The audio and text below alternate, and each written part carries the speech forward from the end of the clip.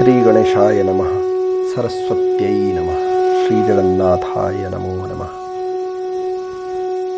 इस नए चलचित्र में आप सभी का स्वागत है। आज हम भाग्य की चर्चा करेंगे। कुछ लोग भाग्यवादी होते हैं, कुछ लोग कर्मवादी होते हैं। अब यह प्रसंग सभी के जीवन में कभी प्रश्न के रूप में, कभी किसी चर्चा के रूप में अवश्य ही उपस्थित होता रहता है, ऐसा हम समझते हैं। तो पहले तो भाग्यवादियों का पक्ष समझते हैं। भाग्यवादियों का कहना यह है कि मैं तो भाग्य के भरोसे बैठा हूँ, जो कुछ भी होना है वह भाग्य में पहले ही लिखा हुआ है। विधाता ने जो भी ललाट पर लिख दिया है जन्म के समय, वही जीवन भर घटते रहना है।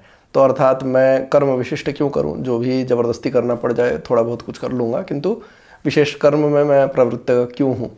और दूसरा है कि कर्मवादी होते हैं, उनका कहना है कि मैं बाहुबल से ही सब कुछ कर लूँगा। मैं अभी वर्तमान के जितने भी कर्म हैं जीवन में, जो अभी मैं कर सकता हूँ, उससे ही संपूर्ण जो कुछ भी प्राप्त करना है वो सब प्राप्त कर लूँगा। तो इसमें भाग्य का क्या करना है? दैव भाग्य या विधाता का लिखा, यह सब समानार्थक भाव हैं।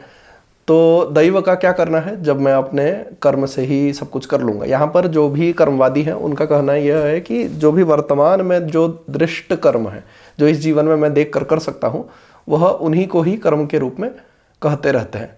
अब भाग्यवादियों की समस्या, इस प्रकार के भाग्यवादियों के साथ समस्या यह है कि ऐसा तो देखा जाता ही है कि यद्यपि भाग्य से कुछ ना कुछ अवश्य ही प्राप्त होते रहता है, तथापि व्यक्ति को कर्म तो करना ही पड़ता है, उसके बिना कहाँ चलता है काम।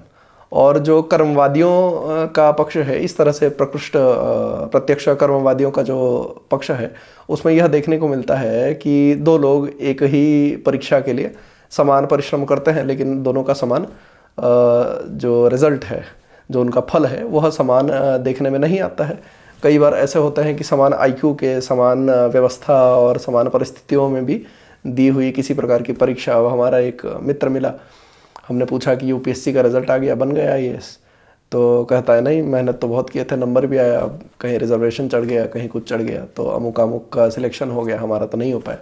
तो इस तरह से जो है ऐसा देखने को मिलता है कि दो व्यक्ति या अनेक व्यक्ति जब एक ही प्रकार का परिश्रम करते हैं, समान मेधा वाले भी हों, समान परिस्थिति भी हो, समान व्यवस्था भी हो, तथापि फल जो है वह प्रकृष्ट समान नहीं देखने को मिलता है। तो ऐसा क्यों है?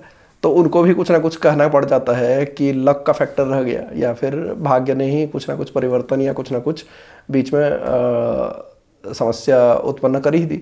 अब जो लोग भाग्यवादी हैं उनके साथ यह समस्या है कि कर्म स्वातंत्र्य का क्या हुआ? आप तो कुछ ना कुछ कर्म करने के लिए स्वतंत्र ही हैं, तो आप जब कहते हैं कि भाग्य से ही सब कुछ मिल जाना है, तो क्या जीव बिल्कुल भी किसी प्रकार का कर्म करने के लिए स्वतंत्र नहीं है?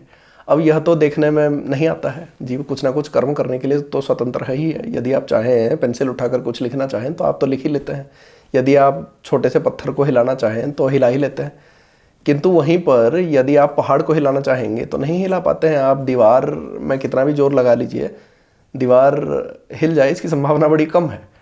तो इस तरह से कर्म स्वातंत्र्य का प्रश्न उठ खड़ा होता है यदि आप संपूर्ण रूप से भाग्यवादी बन जाते हैं। तो अब हम शास्त्र के दृष्टिकोण से चर्चा करेंगे कि भाग्य क्या है, कर्म क्या है। ये जो दो पक्ष हैं, क्या ये दो पक्ष हैं भी? क्या ये दो पक्ष सही है, या फिर कौन सा ऐसा पक्ष है जो सम्यक रूपेण इन प्रश्नों का समाधान करता है? ठीक है, अब पहले तो यह पता कर लेते हैं कि किसके कर्म की बात हो रही है, जीव के, ईश्वर के। और जीव है तो किस किस प्रकार के जीव की बात हो रही है यहाँ पे? तो सबसे पहले तो यह मान लीजिए, यह जान लीजिए कि जो कर्म है वह किसी जीव की शक्ति है ही नहीं। जो कर्म है वह एक पृथक शक्ति ही है। जो शक्तिमान है उसी की शक्ति ही है। जो ईश्वर है उसी की निहित शक्ति ही, उसी की निहित शक्तियों में से एक शक्ति कर्म भी है।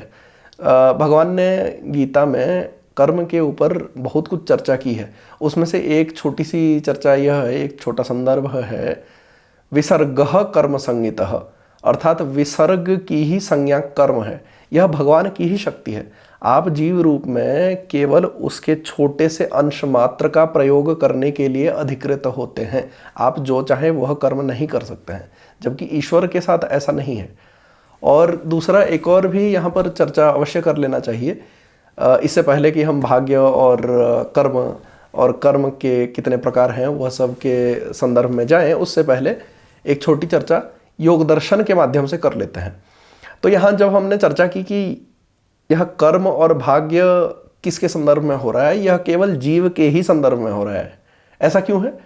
योग दर्शन में ईश्वर के बारे में कहते हैं, क्लेश कर्म विपाकाशायेरपरामृष्ट पुरुष विशेष ईश्वर। क्या कह रहे हैं? क्लेश कर्म विपाकाशयेह अपरामृष्ट पुरुष विशेष ईश्वर। यहाँ कह रहे हैं क्लेश, अविद्यादि जो 5 क्लेश गिनाए गए हैं, इसी योग दर्शन में ही गिनाया है। अविद्या, अस्मिता, राग, द्वेष, अभिनिवेश, यह 5 क्लेश गिनाए गए हैं। और कर्म कि व्यक्ति कुछ कर्म करे फिर उसका फल हो इत्यादि, यह जो कर्म फल जो सिद्धांत है। क्लेश कर्म विपाकाशयेह, क्लेश कर्म और उसके विपाक। विपाक क्या है? इन सब कर्मों का जो फल है, फल का जो संचय है, वही विपाक है।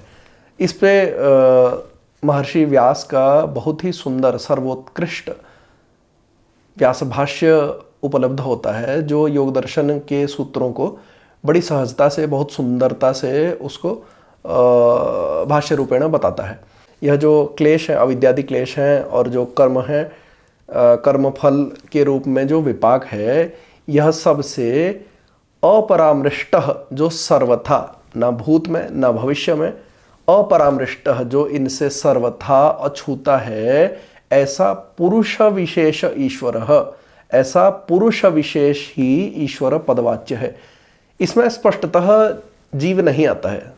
ईश्वर ना भूत में ना भविष्य में कभी भी कर्म और कर्मफल इनके विपाक से, ना इन क्लेशों से कभी भी बंधा हुआ नहीं था, कभी भी छूता हुआ नहीं था, ना इसमें कभी बंधेगा। जबकि जीव के साथ ऐसा नहीं है। यदि आप समाधि को भी प्राप्त कर लें, असंप्रज्ञात समाधि जो अंतिम अवस्था है योग की, जीव की जो सर्वोत्कृष्ट अवस्था है, यदि आप वह भी प्राप्त कर लें, आप जीवन मुक्त भी हो जाएं, तो भी आप ईश्वर संज्ञक नहीं हो सकते हैं। उसका कारण यह है कि जीवन मुक्त योगी भी, जीवन मुक्त महायोगी भी पूर्व के काल में अवश्य ही क्लेशादि गुणों से युक्त था, और उसके कर्म थे, कर्म का विपाक था।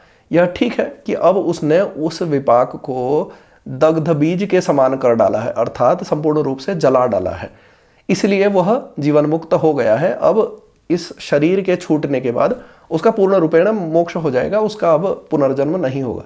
किंतु ईश्वर के साथ ऐसा नहीं है। ईश्वर का कभी भी जन्म नहीं होता है, वह सर्वथा अजन्मा है। अब इस पर यह प्रश्न उठ खड़ा होगा कि भगवान का अवतरण तो होता है, तो जन्म तो हो जाता है, तो वहाँ जनी प्रादुर्भावे, अब भगवान का प्रादुर्भाव हो जाता है। यहाँ पर अपने भक्तों का, साधुओं का, संतों का तारण करने के लिए, धर्म की संस्थापना पुनः करने के लिए भगवान अवतरण लेते हैं, किंतु वह साधारण जीव जैसा नहीं है। माया, भगवान की जो माया है, वह आपके कर्मानुसार, पूर्व कर्मानुसार आपको एक शरीर के बंधन में बांध देती है। जिस प्रकार का शरीर आपके लिए उपयोगी होगा, आपके कर्मों के फलों को भोगने के लिए जैसा शरीर आवश्यक होगा, वैसा शरीर भगवान की माया आपको धरा देती है, आपको पकड़ा देती है। किंतु श्री भगवान के साथ ऐसा नहीं है। भगवान अपनी शक्ति को, अर्थात अपनी माया को स्वयं अपने वश में करके जैसा दिव्य शरीर धारण करना चाहे, चाहे राम का हो, चाहे कृष्ण आदि के रूप में हो, वैसा दिव्य शरीर भगवान धारण कर लेते हैं। तो आपका शरीर और भगवान के शरीर में बहुत भेद है, वह समान नहीं है। अब जब हमने यह चर्चा कर लिया है कि यह जो पाप पुण्य इत्यादि, या फिर ऐसा कहिए कि भाग्य या फिर कर्म, क्रियमाण कर्म इत्यादि, यह जो चर्चा है यह ईश्वर के लिए नहीं है, यह केवल जीव के लिए है। अब जीव पर आते हैं।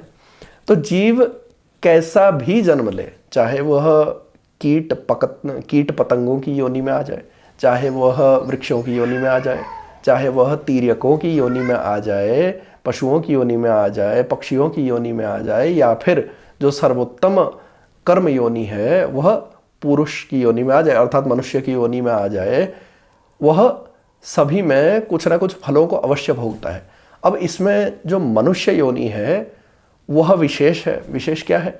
मनुष्य योनि में वह ऐसे कर्म कर सकता है जिनका फल होगा और उन फलों को भोगता भी है। किंतु मनुष्य के अतिरिक्त जितने भी अन्य योनियां हैं, चाहे कीट पतंग हो, वृक्ष हो, लता हो, पशु पक्षी हो जाए, तिर्यक योनियां हो जाए, वह सब केवल भोग योनियां ही हैं। जब आपके पापों का आधिक्य बढ़ जाए, जब आपको उन पापों को मात्र भोगना ही है, उन योनियों में आपको जन्म मिलता है। जबकि जब पाप पुण्य का मिश्रित रूप आपके पास हो और इतने पुण्य इकट्ठे हो जाएं कि आपको मनुष्य जन्म मिल सके, तब न्यूनतम श्रेणी में मनुष्य जन्म आपको होता है। चांडाल आदि किसी मनुष्य कुल में आपका जन्म हो जाता है।